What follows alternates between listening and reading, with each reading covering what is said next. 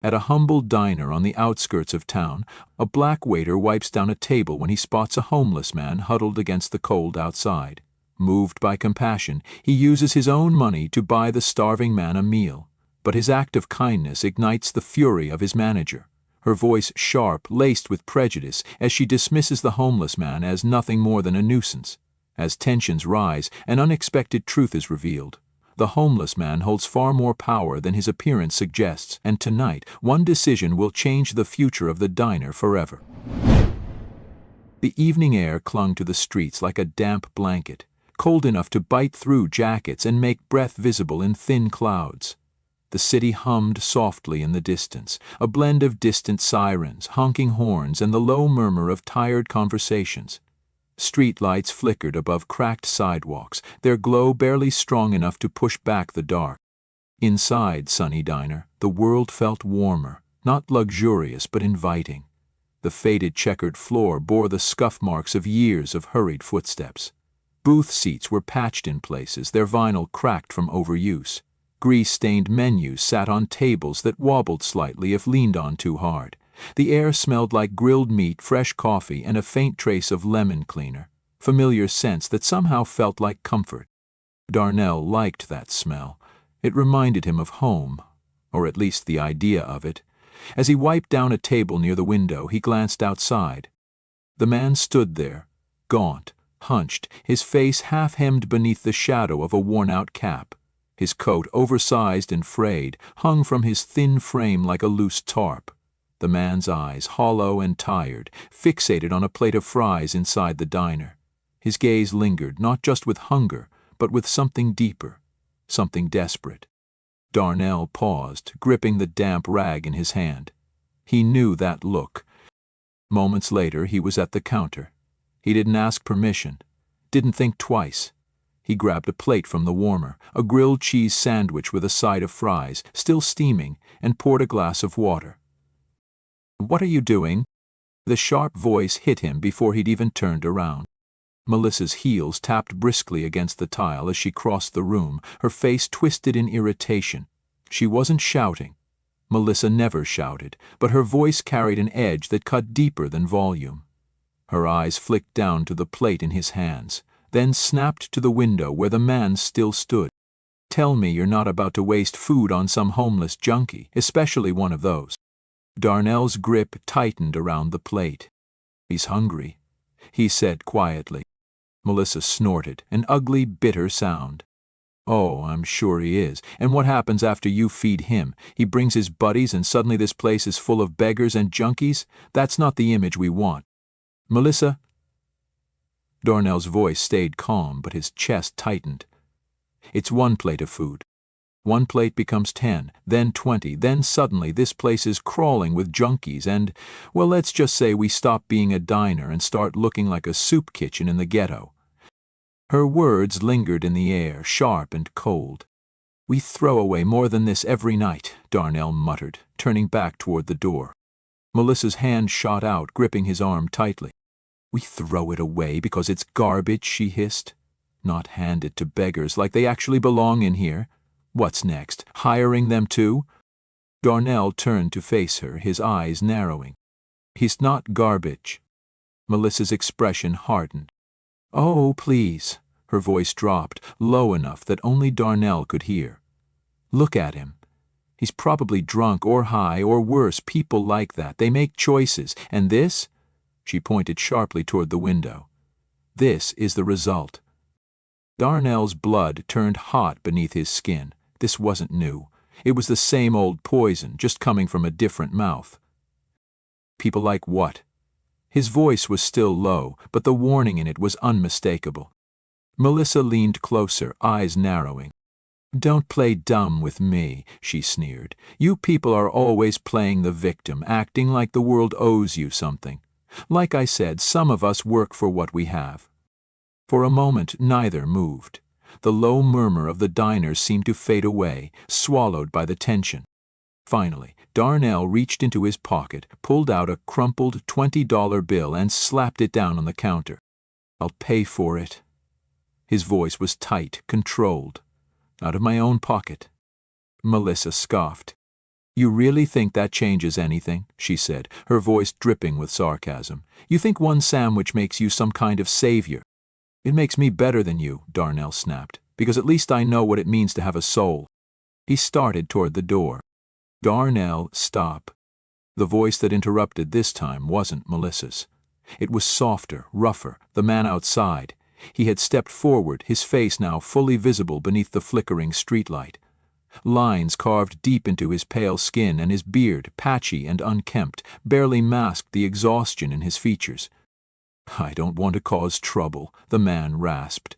His voice sounded dry, like he hadn't had water in hours. I just wanted something to eat." For a moment Darnell hesitated. Something about the man's voice seemed off, too steady, too sure for someone so broken. But before he could say anything, a familiar figure appeared in the doorway. Howard, the general manager, stood with his arms crossed, his sharp eyes flicking between Darnell, Melissa, and the man outside. "What's going on here?" Melissa's face lit up like a child tattling to a teacher. "Darnell thought it'd be a great idea to start feeding every vagrant who stares through the window," she said with mock sweetness. "Apparently we're just giving out free food now." Howard's gaze shifted to Darnell. "That true?" Darnell straightened his shoulders. "I paid for it," he said firmly. For a moment Howard said nothing. His expression gave away nothing, no anger, no approval, just cold calculation. Then, without looking away, he spoke. "Everyone, meeting, now." Melissa smirked like she'd just won a prize. Darnell set the plate down on the counter, his heart sinking.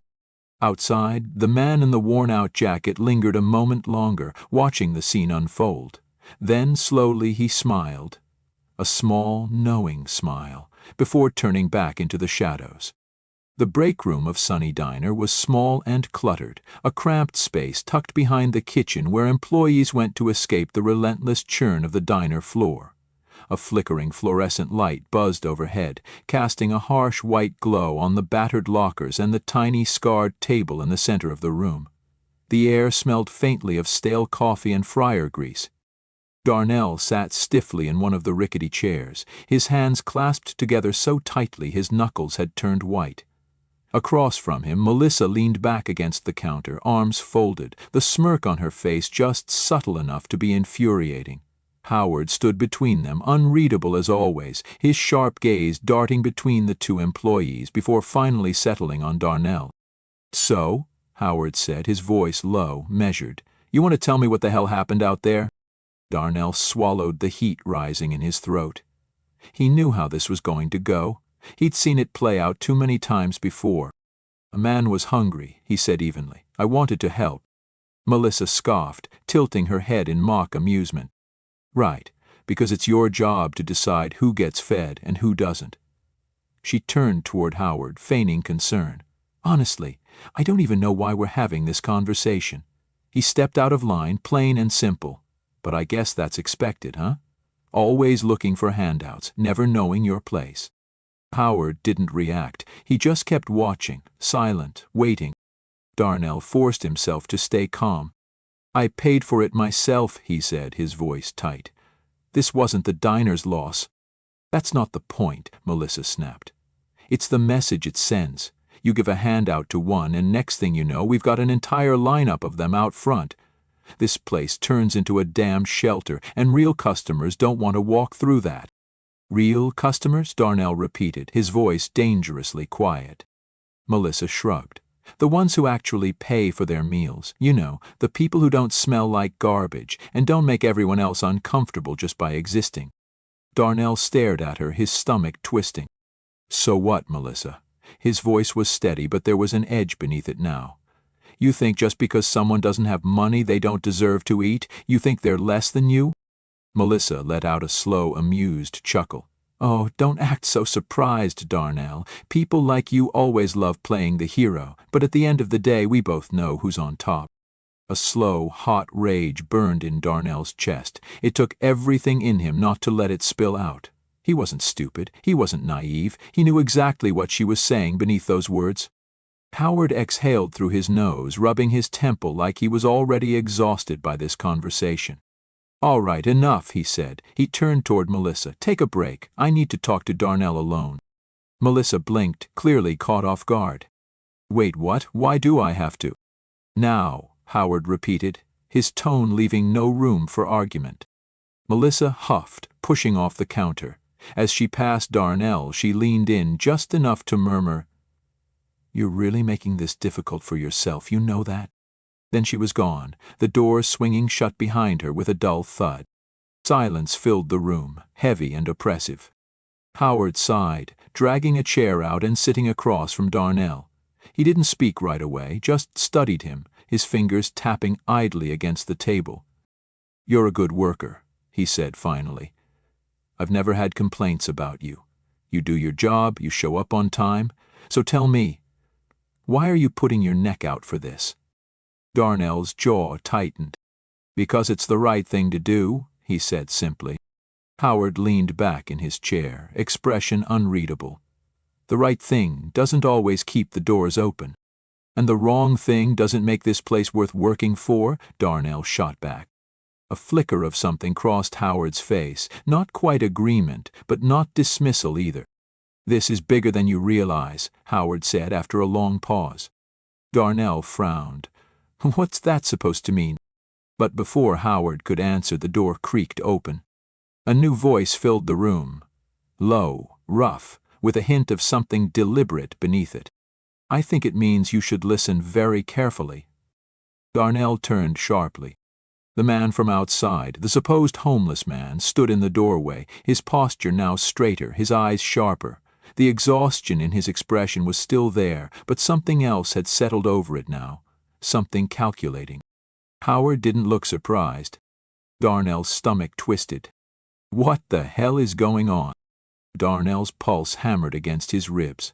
The man who had stood outside just moments ago, frail and desperate, now carried himself with a quiet authority that didn't belong to someone beaten down by the streets. His shoulders squared, his voice no longer weak, no longer pleading. He wasn't asking for help anymore. He was here for something else. Howard didn't look surprised. "Darnell," Howard said, his voice carefully neutral, "meet Mr. Bradley." Darnell stared. "What?" The man stepped forward, his face calm but watchful, eyes flicking over Darnell like he was studying a puzzle, waiting for the pieces to click. Then, slowly, he reached up and peeled the worn-out cap from his head, revealing neatly combed gray hair beneath. The disheveled beard, too, was removed in a single practiced motion, exposing the clean-shaven face of a man who did not belong in alleyways or shivering outside diners. "I own this place," Bradley said simply. "Silence." Darnell felt his breath leave him in a slow, stunned exhale. The weight of what was happening settled over him like bricks. "You—" His throat tightened. "This was all fake?" "A test," Howard admitted, rubbing his jaw like he'd been holding in the truth for too long. "To see what kind of people we've got working here." Melissa. Her words, the way she had sneered, the way she had dismissed the man outside like he was nothing. And Darnell had been the only one to push back. A slow, simmering heat curled in his stomach, not just at what had happened, but at what it revealed. "So you dressed up as a homeless man," Darnell said, his voice tight, "to bait us into showing you who we really are?" "It wasn't bait," Bradley corrected. "It was the truth. The only difference between me and any other man in that situation was your perception of me." His gaze sharpened. "And you're the only one who saw past that." Darnell clenched his fists. "Melissa failed," Bradley continued. "That much is clear, but you—" He nodded slightly, almost approvingly. "You stood up for something." The words should have felt like praise. They didn't. Darnell's head was spinning, anger creeping in around the edges. "So what now?" he said, voice low. "You call her in here, humiliate her, fire her in front of everyone, prove a point?" Bradley studied him for a moment before shaking his head. "I don't believe in ruining people. I believe in giving them a chance to change." Darnell exhaled slowly, forcing himself to sit back in his chair. "And me?" he asked, tone unreadable. Bradley's lips pressed together. "You already proved who you are," he said, his voice calm but firm, "and so did she." He turned to Melissa, his gaze cold. "I built this diner for everyone. If that's a problem for you, you can walk out that door right now." And just like that, everything changed. The break room felt smaller now, the air heavier with unspoken words. Darnell sat rigid in his chair, his mind still trying to catch up with what had just unfolded. Across from him, Mr. Bradley watched, his expression unreadable, while Howard leaned against the counter, arms crossed, waiting. It was quiet, save for the dull hum of the fluorescent light overhead. The weight of the past hour pressed down on Darnell's shoulders, thick and suffocating. "So, that's it?" Darnell's voice was low, edged with something he wasn't sure he could name. "You tested us. She failed. I passed. What now?" Bradley exhaled, leaning forward slightly, hands clasped on the table between them. "Now, we move forward." His voice was calm, measured, but it carried something firm beneath it, something final. "Melissa won't be fired, but she will be demoted. Effective immediately, she's no longer in a management position." Darnell's jaw tightened. He wasn't sure what he had expected, but part of him, maybe the part still burning from the way she had spoken, the way she had looked at him, had wanted more. "And me?" "You," Bradley said, eyes locking onto his, "are being promoted. Assistant manager, if you want it." The words landed heavily between them. Darnell blinked, his breath hitching for just a second before he masked the reaction. "You're serious?" "I don't waste time on things I'm not serious about," Bradley said simply. "You stood for something tonight, and that's the kind of leadership this place needs. That I need." He let the words settle before continuing. "There's one more thing." Darnell stayed silent, waiting. "Starting this Friday and every Friday after that, we'll be implementing a new policy. 1 free meal per person for those who need it, no questions asked." A long pause. "You're turning the diner into a shelter?" Melissa's voice cut through the room before Darnell could respond. She stood in the doorway, stiff, arms folded tightly across her chest. She must have been listening, lingering outside long enough to hear the verdict. Darnell studied her face. She wasn't gloating anymore. There was no smirk, no sharpness in her eyes. Just tension. Uncertainty. "I'm turning it into what it should have been all along," Bradley corrected. "A place where all people can sit down and eat with dignity." Melissa's throat bobbed, but she said nothing. Bradley stood, smoothing out his shirt, his voice even. "Howard will handle the transition. You can all get back to work." And just like that, it was over. The shift dragged on, the weight of what had happened hanging over the diner like a low storm cloud. Word spread quickly. Employees whispering in corners, customers casting curious glances at Melissa as she moved through the floor. Her presence no longer carrying the same authority. Darnell kept his head down, doing his job, but he could feel her watching him. And when the last few customers trickled out, when the neon open sign flickered off for the night, he found her near the counter wiping down menus with slow, distracted motions.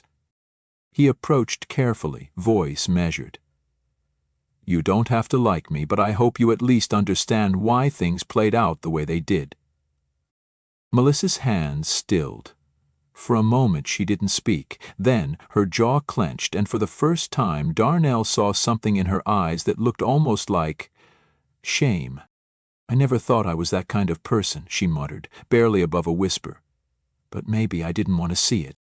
Darnell studied her for a moment before nodding. "It's never too late to change." She let out a weak, humorless laugh. "Guess I don't have much of a choice now, do I?" "Guess not."